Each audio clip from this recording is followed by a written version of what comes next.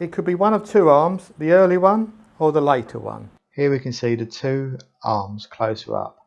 The earlier arm is normally marked 20 Newton meters and the later arm has wider links, as can be seen by the arrows. If you've got the earlier one, continue watching the video. If you've got the later one, click the link. To replace the bearings, the first thing we need to do is to drill the rivet out. Using a small drill, first drill a pilot hole. We're now going to use a 6mm drill just to remove the head. With a suitable socket, put it over the end of the rivet and then just punch through the rest of the rivet.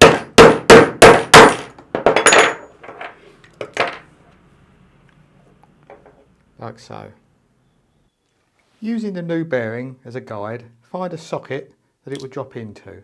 We can now, using another socket, push the old bearing out of the arm. If your bearing is completely disintegrated like this, the same operation is to drill that and punch that end out. This we'll show you in a second. Using a 5p coin. Using a hacksaw, cut 3/4 of the way across the coin. We now screw a self-tapping screw into the slot. This makes the 5p expand into the bearing groove, allowing us to push the bearing out with a socket. Using a vise, the old bearing is easily pushed out. We need a socket now that will just go in there so we can push the bearing in.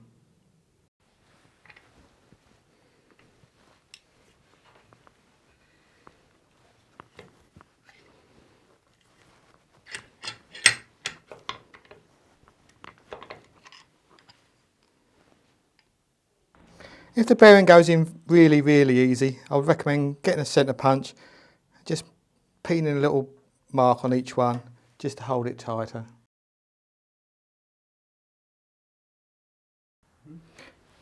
It can now be reassembled using the supplied nut and bolt.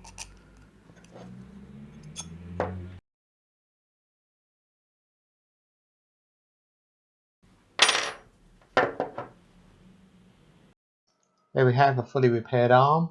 To buy, click the link in the top right hand corner or in the description.